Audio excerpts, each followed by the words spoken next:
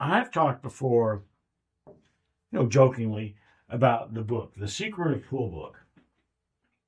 The Secret of Pool Book that everybody wants, but that doesn't exist. And even if it did exist, it would be out of print. Another thing about that book, if it did exist, is the book, The Secret of Pool Book, wouldn't be particularly useful. What you would get would be a bunch of things that contradict each other, that work for one person, don't work for the next, stuff like that.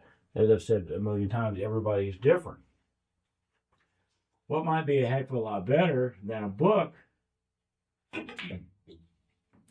would maybe be just a series of pamphlets or pages ripped out of the book. And then people could start maybe to pick and choose, try different things. See what works for them, see what doesn't work for them. Kind of one of the things that I started doing 20 years ago was trying all these different physical elements.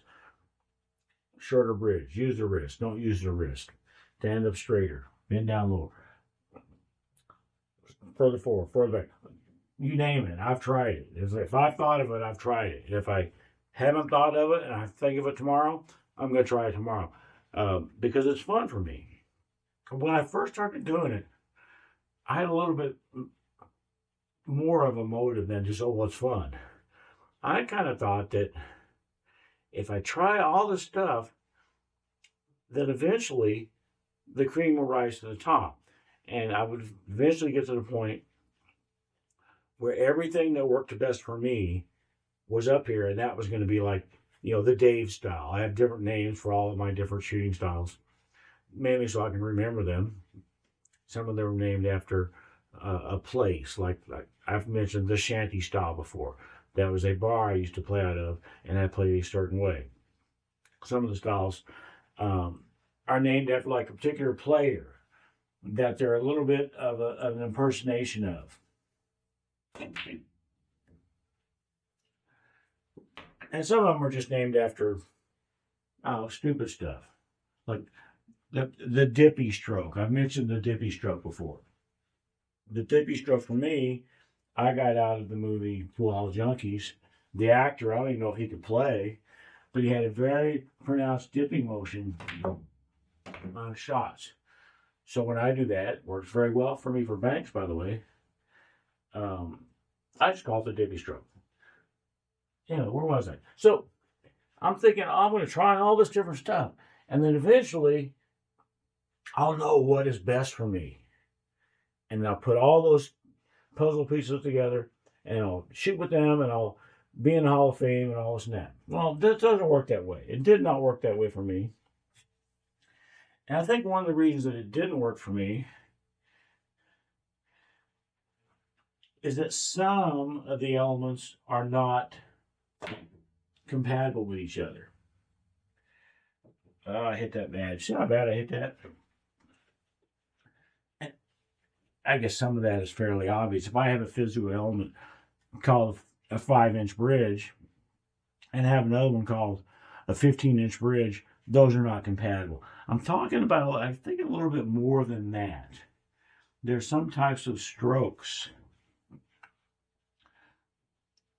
that work a lot better with a more level cue. There are some that work more better with more of an arcing up like that. And I guess the trick is figuring out, I guess, maybe what's more important. And for different types of shots, there are different things that, at least for me, there are different things that are important. Oh, man. Look at that ball back up. That's just so weird. I don't feel like I put right English on that shot. But boy, it sure acted like I did, didn't it? I suppose there's always a chance. Me and my old eyes.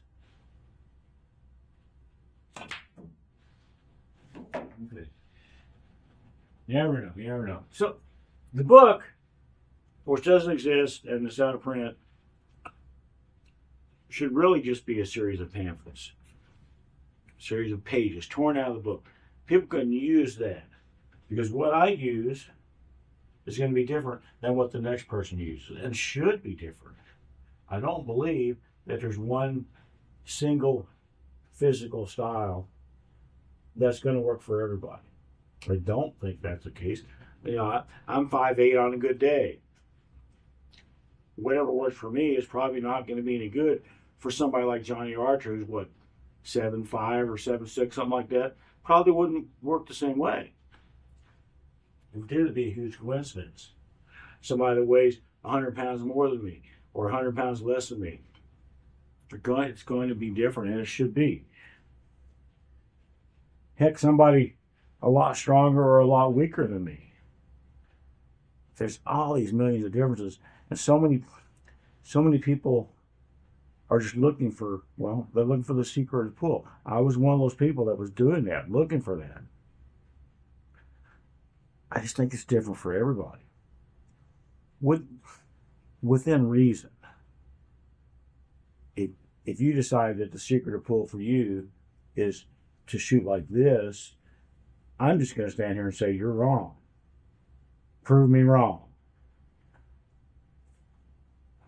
But so many of the other things, a little length of bridge, whether you stand up, whether you bend down, all those little things are, well, they're personal.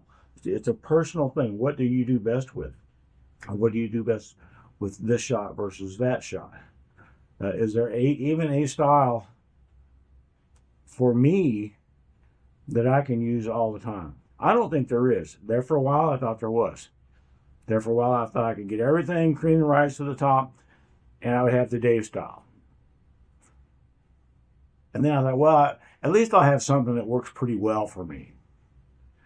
Thought that for a long time. Now I'm not even there. Now I'm like, well, I can find something that works for bags, and something that works for regular shots, and something that works for combinations.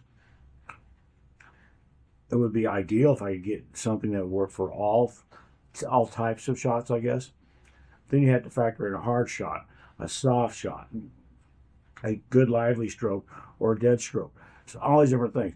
I don't know if I'm ever going to find anything that works well for me for anything I could potentially shoot. I don't know. I haven't given up completely on that search, but I'm not nearly as optimistic as I used to be on it.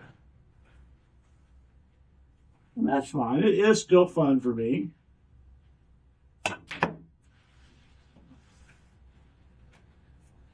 Even when I hit a ball that badly, it is still fun to play, or I wouldn't be doing it.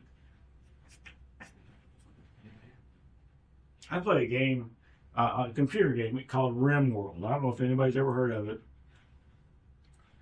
And in that game, there's all these different skills you can have. A cooking skill, a plant skill, an animal skill. You have all these different skills, and you research to get better at that skill. Oh, nerd shit, I know, but there's also these things in this game called skill trainers, where if you want to be a better cook, you don't necessarily have to research or get a lot of practice. You can just take one of these skill trainers and inject it, and all of a sudden you're a better cook. I think a lot of pool players are looking for something like that, looking for a skill trainer in pool, where they don't have to work at it, where somebody on YouTube will just tell them the real secret of pool. Somebody, one of their friends will tell them the real secret of pool. They'll watch somebody. Oh man, he's good. I'm gonna do that. That's the secret of pool. Let's say I could do that with, like, my friend Tony. He's a lot taller than me and a lot heavier than me. His style doesn't work as well for me as it does for him. Even negating the vision and all that stuff. So trying to get that secret that immediately, no, it just didn't work, and it shouldn't work. And even if I found somebody, I guess, physically identical to me, there probably still be differences. Oh, the way we were raised, the way we prefer to stand. Right? I don't know, but I think there would always be differences, and I think people need to stop looking for that easy fix, that instant gratification. The secret of pool I said in a video was the real secret of pool. It's not in any book that doesn't exist. The secret of pool is right here. This brief moment of impact between this tip and this cue ball. What direction, what speed, what's the quality of stroke? Is it a swiping motion or a straight dead motion? That's the secret of pool, that brief period of time. Very brief period of time right there. That's the secret of pool. And the other half of the secret of pool is practice. Unfortunately, you do have to put in work for just about anything you want to be good at. There's not going to be a case where you can read a book, watch somebody on YouTube, including me, inject a skill trainer. There's not going to be a case like that where it's just all of a sudden you're the best player, that you're as good of a player as you ever wanted to be.